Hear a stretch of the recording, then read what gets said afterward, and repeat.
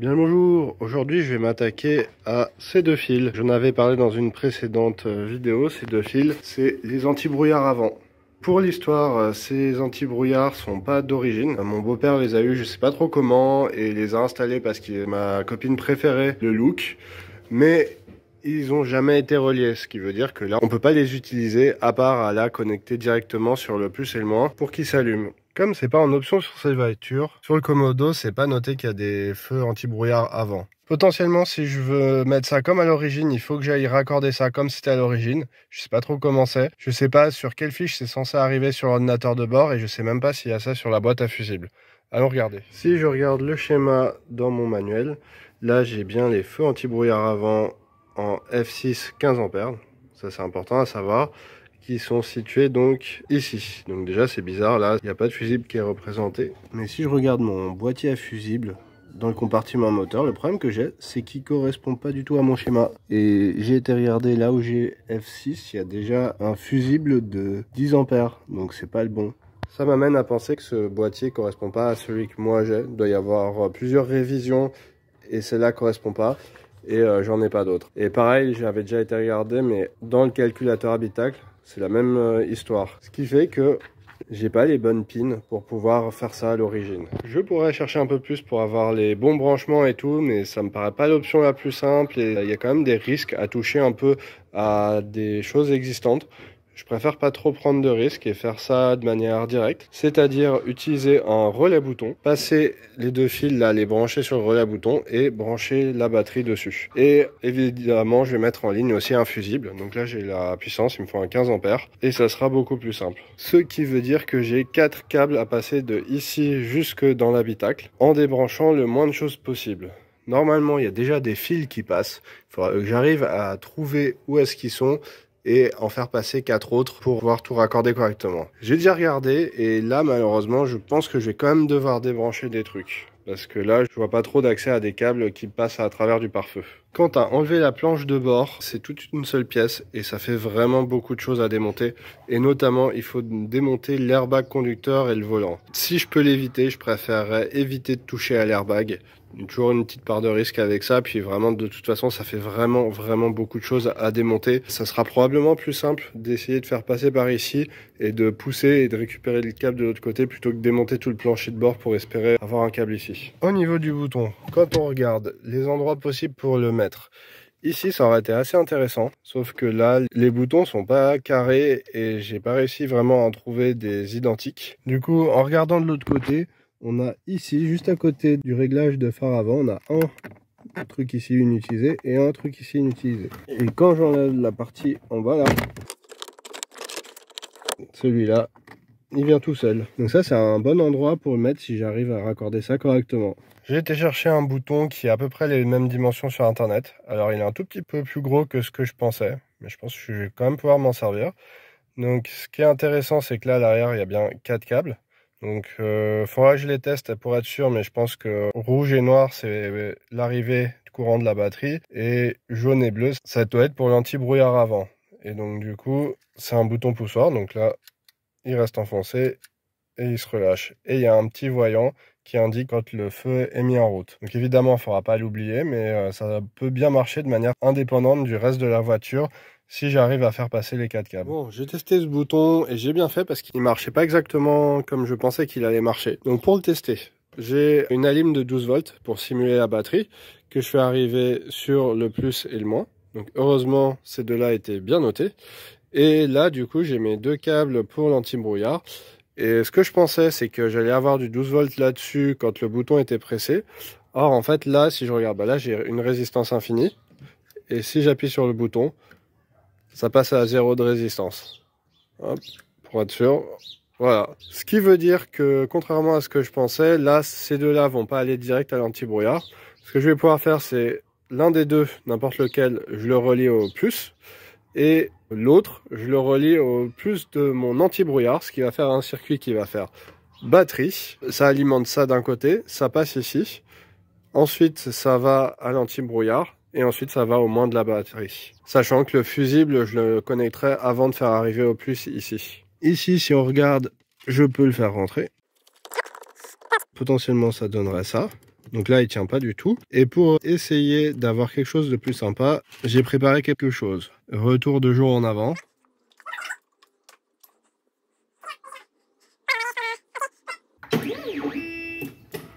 Hop.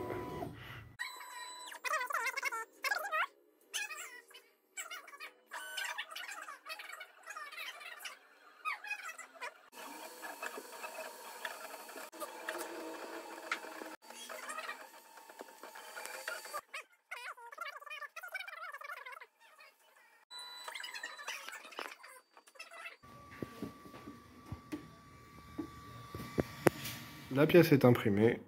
Là, si je regarde, le diamètre a l'air d'être à peu près identique. Et maintenant, la question c'est, est-ce que ça rentre dedans correctement? Je vais devoir forcer un peu parce que là, c'est un peu du mal. À la limite, il faudrait que je le refasse en prenant 1 mm en haut et 1 mm en bas. Mais on va essayer de le faire passer là. Bon, premier prototype raté. Ça rentre pas dedans, il doit manquer vraiment 1 ou 2 mm. Mais je vais pas trop forcer, sinon je vais abîmer les languettes là. Ici, ça rentre pas, mais je vais peut-être essayer de le limer un petit peu pour gagner le millimètre qui me manque. Et si on regarde de l'autre côté sur la voiture, il rentre pas, mais il manque pas grand chose. J'avais fait des petits ergots là pour qu'il se clipse. Le problème, c'est que sur la pièce originale, c'est du bon plastique qui a été fait avec un moule, j'imagine. Et donc du coup là, l'ergot il se déforme. Ici, vu que j'ai fait ça moi-même et que c'est beaucoup plus solide, ça se déforme pas du tout. Donc je vais le limer jusqu'à ce que ça rentre et il faudra que ça le fasse. Un bon petit coup de Dremel plus tard. J'ai bien taillé. C'est pas super propre, mais comme c'est un prototype, je m'en fous un peu. Et ça rentre. C'est comme c'était prévu à l'origine. Là, on peut l'appuyer ici, vous voyez. Et j'ai aussi un peu limé les côtés ici pour que ça rentre. Et voilà le travail. Alors c'est pas nickel hein, quand on regarde dans les détails, mais de loin ça rend tout à fait correct. Je me suis trompé de sens sur le bouton. C'est mieux dans ce sens-là. Donc en plus ça fait sens de l'avoir à côté du réglage des feux avant. Bon, c'est pas aussi bien que de l'avoir sur le Komodo hein, évidemment, mais ça rend tout à fait bien. Ça bouge pas. Il est possible que le prototype en fait devienne limite permanent. Juste petit détail, je l'ai imprimé en PLA. Le PLA ça commence à se déformer à partir de 50 degrés. Ce qui fait que là on est en automne. J'ai encore 6 mois avant le début du prochain été. Mais au prochain été ça risque de se déformer et donc de couler un peu. Donc il faudra que je le réimprime en ABS pour éviter les déformations. Quand je le réimprimerai, évidemment, je le réimprimerai avec les modifications que j'ai fait à la main pour que ça tienne bien. Quand on regarde dessous, effectivement, il y a plein de câbles et on peut pas trop passer la main jusqu'au pare-feu. Mais en regardant, il y a l'air d'y avoir là-bas derrière un trou pour faire passer les câbles à travers le pare-feu. Voilà, on le voit pas très bien, mais là, voilà, tous les câbles ont l'air de passer par là. Donc il faudrait que j'arrive à faire passer mes 4 câbles par ici. Vu que je manque d'expérience et que mon beau-père connaît un peu cette voiture, je vais aller lui demander son avis et je vais aviser sur comment je m'y prends. Réponse de mon beau-père, on enlève la batterie et on devrait probablement y avoir accès. Sinon on continuera en enlevant le porte-batterie ou tout ce qui est nécessaire pour vraiment avoir accès au câble là-bas. Ça sera la solution la plus simple. Bon, on n'y va pas grand chose de plus en enlevant juste la batterie.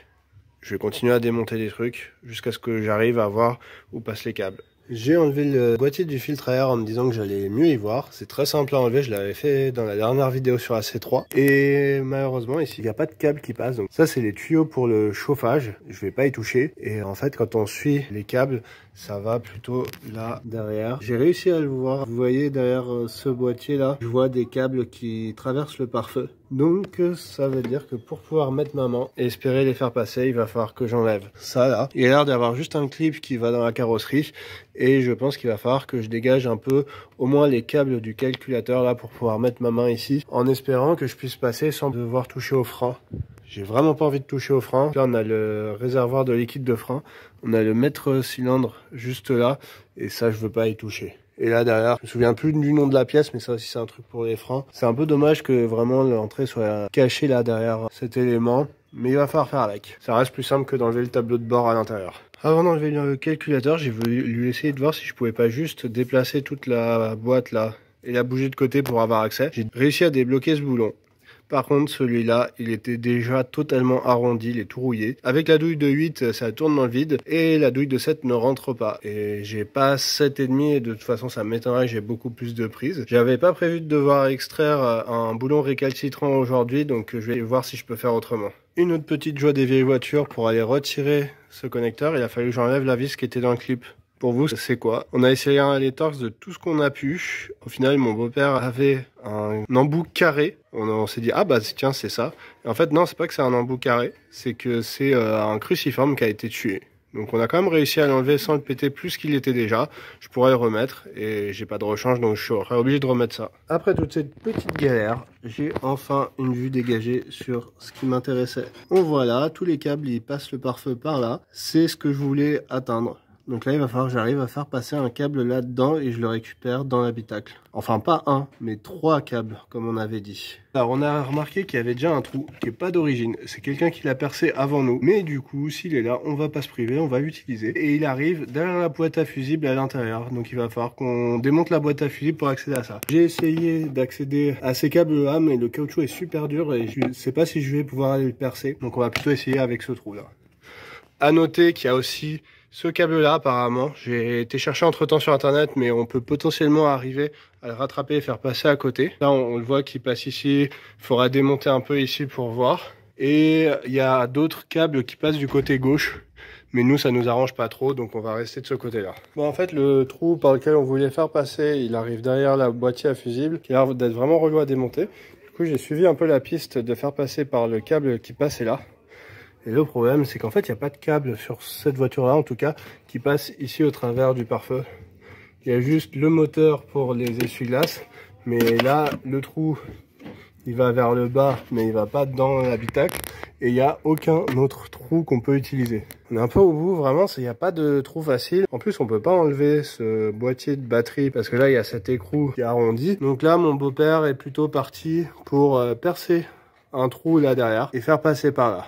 On a regardé, normalement on va abîmer aucun fil. Je sais pas si c'est une bonne idée, mais là on est un peu au bout. On va voir. À la base ça semblait être un truc assez rapide à faire, mais vraiment faire passer des câbles au travers du pare-feu sur cette voiture, ça s'avère beaucoup plus compliqué que prévu. Vu qu'on voulait mieux voir ce qui se passait derrière la boîte à batterie, au final, on a percé partout pour sortir le boulon parce que on pouvait pas l'avoir, on n'arrivait pas à le percer. On mettra un autre boulon avec une rondelle pour que ça tienne. Pas très grave ça, mais par contre, on a fait tout ça pour rien parce que là, quand on regarde ce câble là, c'est celui pour ouvrir le capot. Il arrive derrière le servo-frein. Là-bas, du coup, on peut rien y faire. Donc pour le moment, on reste sur l'option de percer quelque part ici pour passer de l'autre côté. Là, ça fait un moment qu'on y est à essayer de tout enlever, trouver un endroit, faire passer. Ça veut pas. Je vais aller voir sur Internet si je trouve d'autres trucs. Sinon, on perce. Bon, après y avoir passé vraiment trop de temps, on a percé un trou en plus. Ici, juste à côté de ce trou-là, parce que ce trou-là arrivait derrière le pédalier. On n'arrivait pas du tout à y accéder, donc il aurait fallu enlever tout le pédalier. C'était galère. Alors que là, il n'y a rien de l'autre côté, et du coup, je l'ai vu ressortir. On va enfin pouvoir le passer. Alors ça, c'est pas idéal. C'est le pare-feu, normalement, il faut pas percer dedans, mais bon, il y avait déjà un trou ici, donc faire un trou juste à côté, ça devrait pas poser trop de problèmes. On recèlera ça comme on peut, et en plus, là, il est facilement accessible juste en enlevant le boîtier de filtre à air. En regardant à l'intérieur, j'avais déjà enlevé la pédale d'accélérateur parce que je pensais que ça arrivait derrière. Il se trouve que non, ça arrivait là. Vous voyez, juste à droite du pédalier, ici là, c'est le trou qu'on vient tout juste de faire. Il fallait pas grand chose, hein. Le trou existant, il devait arriver juste là derrière. Mais bon, on va utiliser ça, ça sera beaucoup plus simple. Et de un qui est passé. Je vais faire pareil pour les deux autres. Les 3 câbles sont passés. J'ai mis plus de 3 heures à trouver un endroit pour faire passer tous ces foutus câbles. On a démonté la moitié de la voiture. Donc là, avant de continuer, je vais un peu tout remonter. Notamment cette pédale, tout ce que j'ai démonté pour rien côté moteur. Notamment les protections d'essuie-glace, etc. Tout ce qui va pas me gêner, je le remonte et je continue sur les branchements finaux. Et de un côté qui est fait. Donc le noir va au noir, le rouge va au rouge et au bleu. J'avais dit que j'en mettais 2 sur le positif. Et le rouge et noir va sur le jaune. Quand on appuie sur le bouton, le jaune et le bleu deviennent connectés. Donc c'est-à-dire que là, ça relie le positif de la batterie avec le positif des antibrouillards. J'ai laissé un tout petit peu de lâche pour pouvoir tirer le bouton comme ça et débrancher après.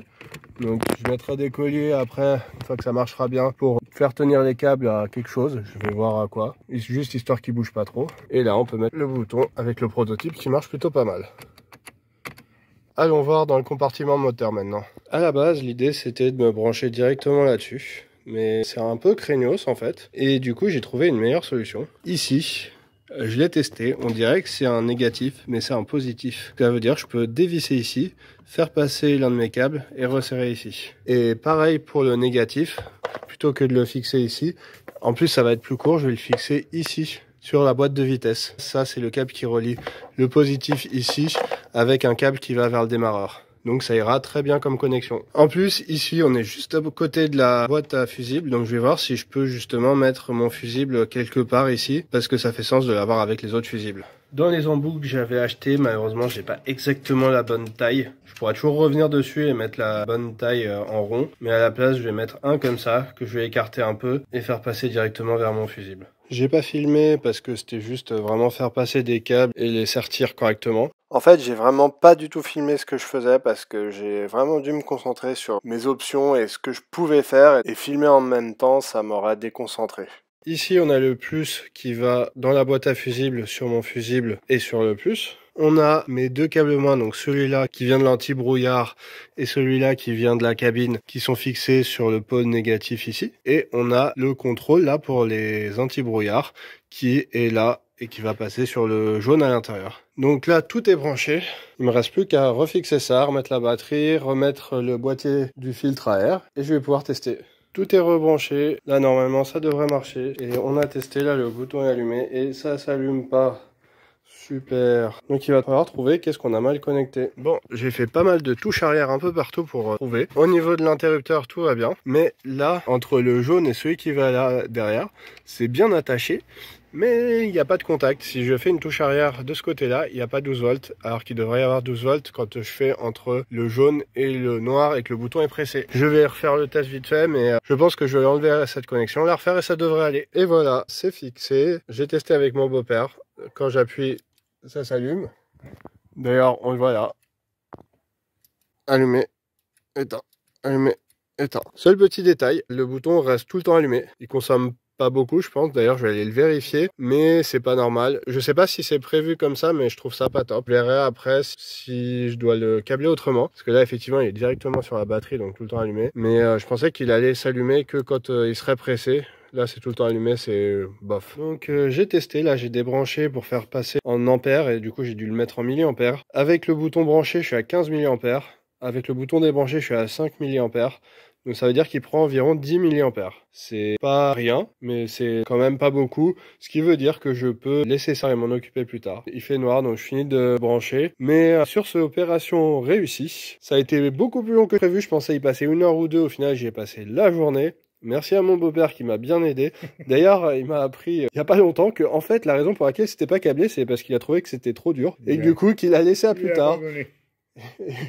Et du coup, c'est moi qui m'en suis occupé. La nuit porte conseil, j'ai été regarder le diagramme de ce bouton. En fait, c'est un bouton Toyota, donc on trouve assez facilement le diagramme. Je vous le mets à l'écran. Si on regarde comment je les ai connectés. Le jaune va directement à l'anti-brouillard. Le bleu, lui, est connecté sur le positif de la batterie. Je crois que je les ai inversés, mais en fait, ça fait aucune différence si on les inverse. Donc, je vais laisser comme ça. Le noir, c'est le négatif, donc ça va à la masse de la batterie. Et le rouge, c'est là où est le problème.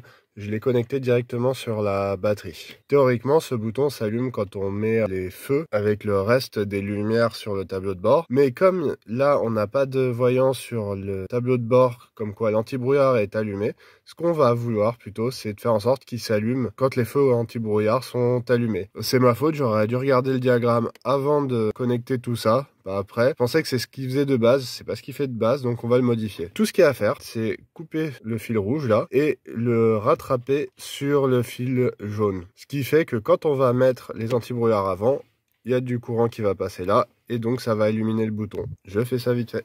Et voilà, c'est mis correctement. Alors je sais pas pourquoi le petit bouton est toujours allumé, mais là, vous voyez que le voyant anti-brouillard est éteint. J'appuie, il s'allume. Je réappuie, il serait éteint. Allumé, éteint. Donc je sais toujours pas pourquoi ça c'est tout le temps allumé, mais déjà ça devrait moins prendre de courant. Et là au moins il y aura un voyant quand les antibrouillards sont allumés. Pour l'ampérage que ça prend, là cette lampe doit prendre rien du tout, même si elle prend 5 mA, c'est pas très grave. Pour ici j'ai laissé le fil bleu qui va du coup sur le positif du batterie connecté comme ça. Alors oui, là j'ai un 12 volts qui sort, mais franchement là ça craint pas grand chose. Et surtout ça veut dire que là je peux le débrancher si jamais il y a un problème avec le bouton. On débranche ici, il n'y a plus de courant qui arrive ici. Autre petit truc qu'on n'avait pas fait hier, c'était mettre quelque chose pour protéger les câbles pour pas qu'ils touchent directement le métal. On a trouvé un tuyau en plastique, on l'a coupé pour faire passer les câbles. D'ailleurs, on a dû le recouper un peu, là il rentre vraiment tout juste, on a dû le forcer pour rentrer, donc ce qui est bien.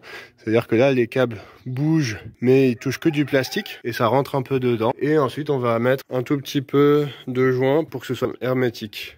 C'est fait, c'est pas du travail de pro, mais au moins il n'y a plus de possibilité de fuite de gaz ou de liquide entre le pare-feu et la cabine, ce qui est quand même le plus important.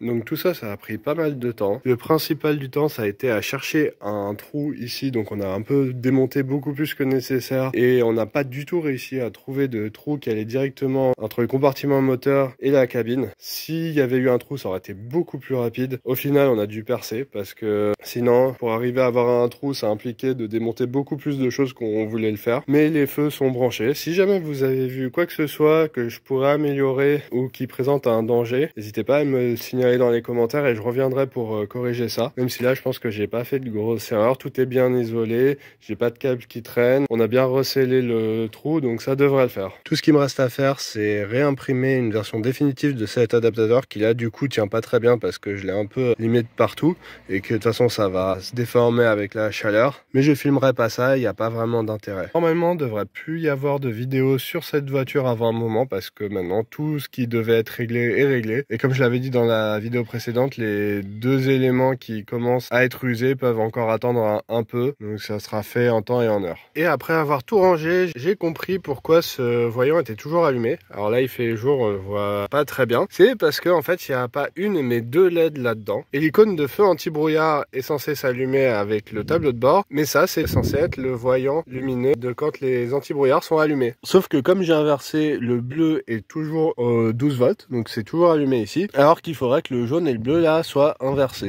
Ce qui ferait que le voyant s'allumerait que quand le bouton est pressé. Donc il va falloir que je rechange ça. Vu que j'ai tout rangé, je vais pas faire ça aujourd'hui, je ferai ça la prochaine fois quand je viendrai rechanger ça. Et j'en profiterai pour essayer de trouver un fil qui s'allume quand le tableau de bord s'allume pour que là le voyant s'allume avec le reste du tableau de bord. Ça fera une install nickel. Bon, j'ai fait beaucoup d'erreurs, mais comme j'ai pas du tout touché au fil existant, c'est pas trop grave, je peux rechanger ce genre de truc relativement facilement. Il faudra peut-être juste que je rallonge quelques fils parce que là, à force de les couper, raccourcir à chaque fois, ça commence à être vraiment tendu. Dans la baie moteur, c'est pareil. Donc il faudra peut-être réallonger, mais je me débrouillerai. On est 2 semaines après, j'ai refait tous les branchements nécessaires. Pour ça, j'ai refait une liste de correspondance entre les fils qui sont sur le bouton et les fils qui viennent de la baie. Au final, j'ai décidé que le rouge, j'allais pas le mettre par rapport aux 12 volts quand on allume les feux, mais que j'allais le mettre avec le bleu pour que les deux LED s'allument en même temps. En effet, j'ai pas trop envie d'aller chercher où est-ce que je peux trouver ce 12 volts,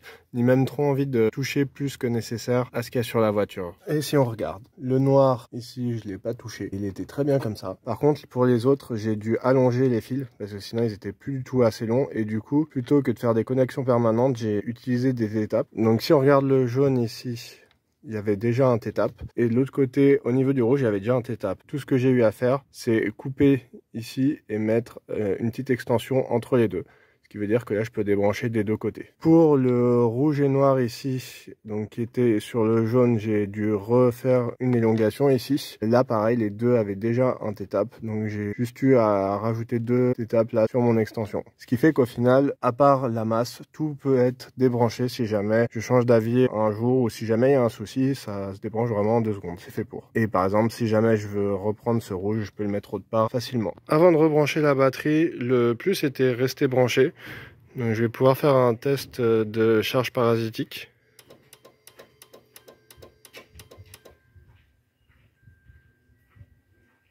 Et voilà, vous l'avez entendu se mettre en route, tirer un peu galéré parce que j'étais en milliampères, mais là vraiment il y a 0,01 milliampères. Donc plus du tout de charge parasitique. Je rebranche et on vérifie à l'intérieur. La batterie est rebranchée. En pleine journée, c'est pas le meilleur moment pour montrer ça parce qu'on voit quasiment pas le voyant. Mais là, il est éteint.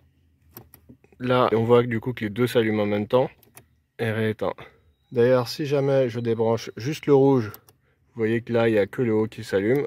Et si je débranche le bleu, il n'y a aussi que le haut qui s'allume. Chelou. Mais par contre, je viens juste de vérifier avec le bleu débranché, les anti-brouillards s'allument plus évidemment. Et pour bien finir le boulot, j'ai rajouté un petit collier ici pour un peu regrouper les câbles. J'en ai passé derrière ce bouton là, et juste ils sont posés derrière. Du coup, quand on regarde à hauteur d'œil, on voit plus trop, il y a juste celui-là qui dépasse un peu, voilà. Et ça se voit plus trop que j'ai traficoté à tout. Mission accomplie, il me reste plus qu'à refaire cet adaptateur, je le ferai plus tard, je le filmerai pas, c'est pas très intéressant, c'est vraiment le remodéliser correctement et l'imprimer dans une matière plus résistante. Et sur ce, je vous souhaite une bonne journée, à la prochaine.